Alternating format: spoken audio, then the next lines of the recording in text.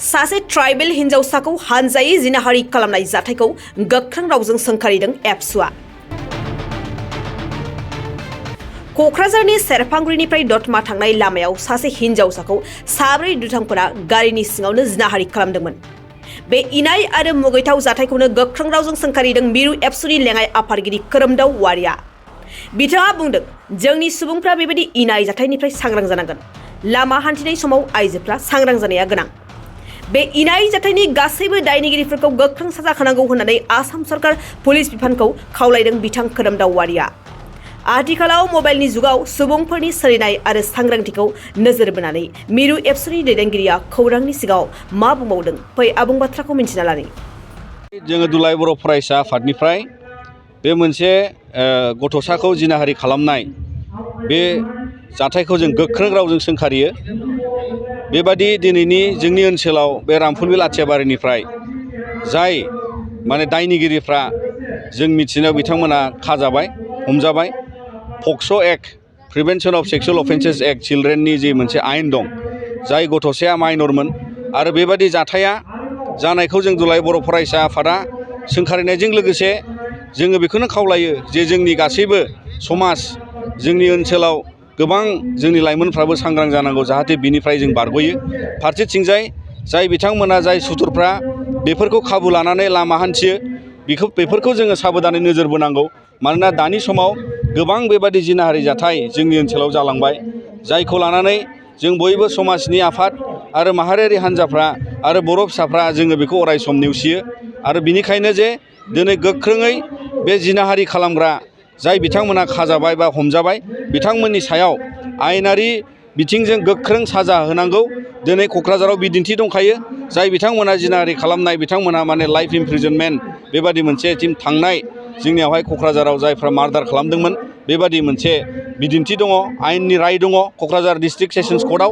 आरो बिनिखायनो जों मिजिंथियो जे जोंनि क'क्राझाराव बेबादि जाथायनिफ्राय जाहाथे रावबो उदाङै बारग'आ आरो जाय बिथांमोना दाय मावदों बिथांमोनखौ गोख्रों साजा होनो थाखाय आसाम सरकार, पुलिस बिफान आरो जेसेबां बेवहाय इनभेस्टिगेसनाव लोब्बा थागोन बे गासैबो बिथांमोनखौ खावलायो, जाहाथे बेबादि दायनिगिरिफ्रा आरोबाव फिन बेबादि मावनो साहस जायै माखासे समाजावहाय मेसेज होनांगोन।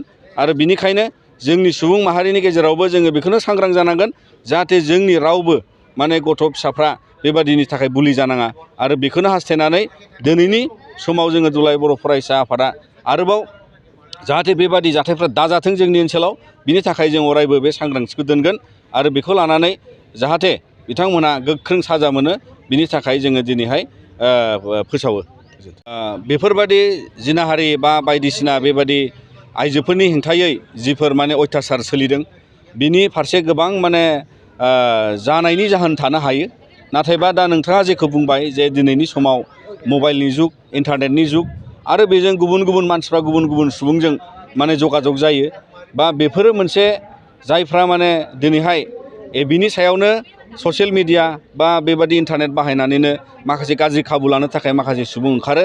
दा बैफोरनिफ्राय जोंनि आथिखालनि फरायसा लाइमोनफ्रा सांग्रां जानांगौ, जाहाथे जोंनि हेंथायै बा जोंनि लाइमोनफोरनि जि मोनसे गोहो जा ससियेल मिडियायाव, बेखौ लानानै जाहाथे गुबुना सुथुरा गाज्रि खामानि मावग्राफ्रा बेवहाय नोजोर लानानै नोंथांखौ जोंखौ बेवहाय टारगेट खालामा। आरो बिनिखायनो जों सांग्रां थानांगौ जे नोंथांनि आंनि जोंनि बाहायनाय ससियेल मिडियाया फर्सफ्रा जाहाथे बैफोरबादि गाज्रि आखुनि सोद्रोमाफोरनि मानसिफोरनि जाहाथे बियो मोनसे बरायनाय भाब जाया, बेखौ जोङो जोथोन लानांगौ। आरो बिनिखायनो जों अरायसम खावलायगोन जोंनि लाइमोनफ्रा बेफोरबादि बिथिङाव साबधान जानांगौ आरो गाव गावनि रैखाथिखौ बिथांमोनहा मान सनमान गाव गावनि मोनसे थासारिखौ अरायसम गनायनानैसो बेफोरावहाय जायगा लानांगौ। थाखो 8, 9 आरो 10 नि फरायसाफोरनि थाखाय मोनसे गोनां फोसावथाय। इम्पल्स आसामआ नोंथांनि थाखाय होदों अनलाइन टिउसन एप्सनि सुबिदा। बर' आरो एसामिस मोन्नैबो बिजोंनि 8, 9 आरो 10 थाखोनि बिगियान, सानखान्थि आरो इंराजि आयदायाव अनलाइन टिउसननि सुबिदाखौ होगोन। मोनफ्रोमबो आयदायाव दान मोनसेनि फिसआ 250 रांल' जागोन। 12 दाननि थाखाय फरायसानि अनलाइन टिउसनआ सोलिगोन। इम्पल्स आसाम अनलाइन टिउसन एपआव live class, online test, online assignment आरो डाउट क्लियारिं सेसननि सुबिदा मोननो हागोन। इम्पल्स आसाम अनलाइन टिउसन एपआव रोंगौथि गोनां एक्सपिरियेन्स फोरोंगिरिफ्रासो फोरोंगोन। गोसो गुदुं फरायसाफ्रा गाव गावनि मबाइलाव गुगोल प्ले स्ट'रनिफ्राय इम्पल्स आसाम एपखौ डाउनल'ड खालामनो हागोन। लोगोसेयैनो 8099334099 जानबुं अनजिमायाव थोंजोङै जगाजग खालामनो हागोन।